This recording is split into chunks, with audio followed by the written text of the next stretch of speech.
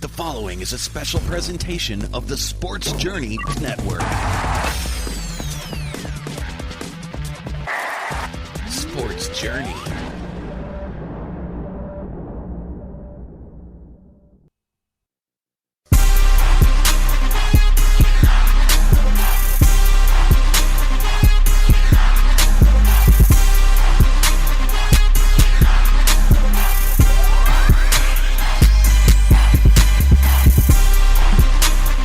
Welcome, ladies and gentlemen, to The Breakdown, and I'm your host, Dujunnea Bland, and today we're going to have our recap show for our Friday session of qualifying at the AMALIE Motor Oil NHRA Gatornationals.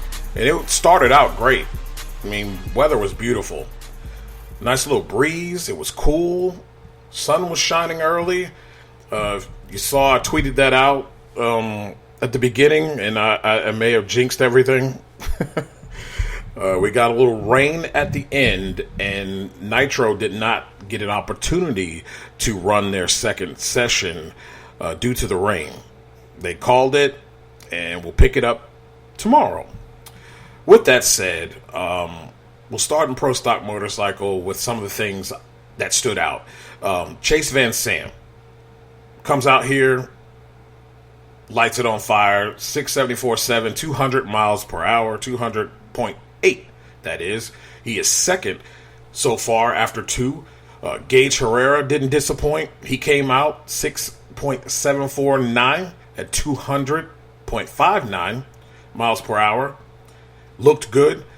It was very, very nice to see Gianna Evaristo come out, run a 678.9, 198.61, and the bike was going straight down the groove. She looked really good, and the bike looked good. She's qualified fifth so far after two. Eddie Krawick, you know, when they come out here to Gainesville, this is usually the third race of the season, and it's their first race no matter what, however you do it. But this is the first race of the season, and Eddie and the team are in mid-season form. Eddie comes out 680 with a 3, 200.98 miles per hour. Yes, today the track was fast. Now, he's qualified seventh. I'm interested to see what happens tomorrow. See if he can step it up a little bit with his teammate there, who came out and ran a 6.749 as we discussed.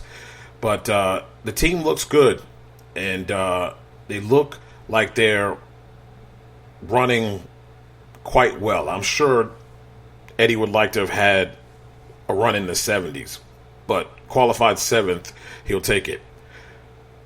So your number one qualifier is Steve Johnson, a man who was supposed to test. Some things came up. They were unable to. So he's making his first laps this weekend. He comes out, runs a 6.746 at 198.9 miles per hour, and he's your number one qualifier. It's really nice to see Steve get off to a fast start. As we have seen over the last couple of years, he just had some things stumble. You know, that stumble in the middle or towards the end of the season just cost him a championship. Getting off to a quick start would be really nice for them. Get it going, and hopefully they can sustain this. Again, this is a tough Pro Stock Motorcycle field, but he's number one after two. Lastly, I will talk about my hometown rider, Kelly Klontz. She runs a career best today, a 6.824 at 196.36 miles per hour. She's qualified ninth. They look sharp. She looked sharp. The bike went right down the lane, straight down the groove. And I know that's what they were hoping to do. And it's great to get off to a fast start. So it's going to be interesting to see what happens tomorrow. But I'd say she's solidly in the show. So Pro Stock Motorcycle was great, though. Had a lot of nice numbers. A lot of 200s. A lot of close 200s. Chip Ellis, 199.37. A lot of good numbers. Ricky Gadsden with a 197.31. Qualified 12th, 6.830. So a lot of stout bikes out there. It's going to be a tough season, but this class is something to watch. They got some riders and they got some tough bikes over there. It's going to be a fun season to watch them continue to grow as the season progresses. Now we'll get into Pro Stock right out the gate. In the first session for Pro Stock, Camry Caruso gets the bonus points. She came out of Q1 as the number one qualifier with a 6.551 at 209.98 miles per hour. In the second session, though, it was really strange. I think we had great conditions. There was a lot of wind. It was kind of a tailwind that would kind of come as a caddy corner wind. It was strong, but the clouds were covering the track. Conditions were pretty cool. And it seemed like nobody could get below a 6.55. And you named the last number. Erica Enders comes out and runs a 6.538 at 208.84 miles per hour. And everybody else couldn't even smell 253. Oh, 653, excuse me. So that was interesting. That was very interesting. And we'll see what happens tomorrow. With the conditions, should be cool. It's supposed to be 79 degrees tomorrow. The front has passed through, so I'm sure it'll be nice and crisp. We'll have a 5 to 10 mile an hour wind. We'll see what happens, but it's going to be sunny all day, so it'll be interesting to see if any of these cars can improve on what they did in the first two qualifying sessions today. Bo Butner looked really sharp. I love the car color, and he ran a 6.552, 209.52. He's qualified third, so that's good for him. Good start. Greg Anderson is fourth, a 6.554. Even Aaron Stanfield looked good. And I tell you what, those Quadra cars, all three of them, are dangerous, very dangerous. Christian Quadra is qualified the highest at a sixth, 6.558 at 210.34 miles an hour. Quadra Junior is 12, 6.578 at 208.571 miles an hour. And then you have Fernando Quadra Senior, and he's 6.569 seconds in ninth. So very, very good cars this season. They come out the gates swinging the bats. So your bump spot is a 6.590. That's Matt Hartford.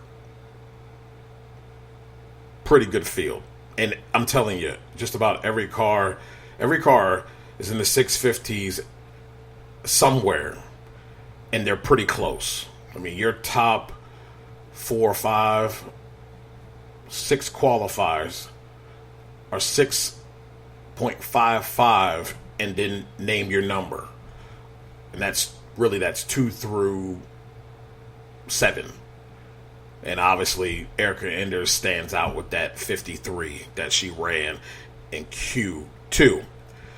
Really interested to see what comes up tomorrow. Nice to see Larry Morgan out there. He's qualified 13th, but nice to see him out there in the car. I'm not really sure if it's all season, but if it is, I'm really happy about that. Larry is a vet, one of the greats, and it'll be cool to see him out there again, making some passes. With that said, we'll move on to Funny Car. Bob Tasker's number one, man, 3.888 at 330.72 miles per hour. But you know what? that was nice. But what was really, really awesome, it was Cruz Pedregon and John Force. You can go see the clip that I have on Twitter at NotBlend21 of those two. Cruz clipped the wall after the finish line, so his run was able to stand. I really do think Cruz was on a pass that would have been at least a 390. I think they could have ran a 389 as well. But somewhere around in there, if he didn't have to lift because he was about ready to clip the wall there. And his header did, and the back corner of his car did. But, yeah, it was close, but he made it without making any big-time cracks or breaks in that body. So that's a plus for them. But John Force, he runs a 3.898, right? 335.07 miles an hour. That car was cooking. He has the biggest speed of funny cars so far. And it's really cool to see what he could do at that age. It's just amazing. And they come out swinging the bats. J.R. Todd, no, he has to be happy. 3.90 with a 0, 329.99 miles an hour. I know they want to improve on what they did last year, and they get off to a quick start. They only had one session, so that was a really nice pass for them earlier in the day. Matt Hagan sits fourth. He's a 390 with an 8. Alex Laughlin. Let's talk about that. Alex Laughlin. I'm going to tell you, when he did the burnout, I was like, uh-oh. And then he gets to the line, stages, light turns green, and he puts her straight down the middle. Give that guy a lot of credit. He has driven a lot of things. He's shown that he has the ability to drive this car. Obviously, there are things that come up with funny cars, cylinders dropping and being pushed to the left or the right. Sometimes the tires break loose and you end up being sideways. Those things that he's going to have to deal with. But he proved today that he's capable of driving this car. And I'm really hoping he gets to, get a few more laps under his belt, because we know the more reps you get, the better you become. And, hey, that's what it's all about. We'll go to Top Fuel real quick. And this was very, very interesting. So everybody's out here running 72s. We're talking about Leah Pruitt, Clay Millican, who I am very happy for. I really believe they are a dark horse this year. Not a lot of people talking about them. They made some improvements after Rick Ware coming on board. They come out here, knock it out the park with a 372 with an 8, 331.36 miles an hour. They're qualified fourth. Leah Pruitt, they wanted to improve from what they did last year. She comes out 372 with a 4, 327.51 miles an hour, qualified third. Doug Coletta is second, 3.723 at 327.82 miles an hour, coming out looking good. If you watch testing, they were running that 72 with ease. So they've got that down pat. We'll see if they can bump it up and run that 60, but man, they look good. And that's great for Doug Coletta, who is involved in the All-Star Call-Out Shootout, which is going to be very interesting. I'm not going to spoil it for you guys. You have to watch the show. There's some great stuff. There's some side bets. Watch the show. It's really, really good. A lot better with the call-out this year, as there was a little bit more personality and a little bit more, competitiveness, which we want to see. Well, after I talk about all that, we thought we seen some great numbers with those 72s, and Brittany Force says, hold my wine glass, and runs a 3.699 at, yeah, you guessed it, 336.99 miles an hour. I forget where they said that mile an hour lands on the speed records, but she owns like 12 or 15 of them, so she was only moving one of her top speed records down one. They just keep doing it. It's just amazing. It's amazing to watch. It's going to be really cool to see Brittany Force, Doug Coletta, Clay Milliken, Austin Prock, Josh Hart, Justin Ashley, and Mike Salinas come out here and run that all-star call-out shootout tomorrow. And make sure you tune in to Inside the NHRA. They're going to break that down tomorrow with Darren Williams Jr. Make sure you tune in. It's about 8 o'clock Eastern, I think 5 Pacific. So they'll be breaking all that down tomorrow. So tune in. It's going to be a great show. My standouts here, I'm going to look at Tony Schumacher. It was nice to see them make a clean pass.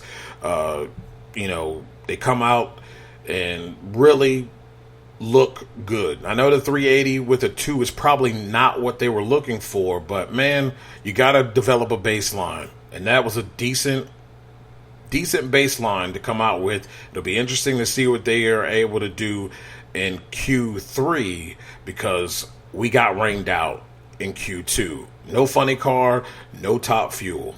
So that was unfortunate. The conditions, my friends, were very, very good.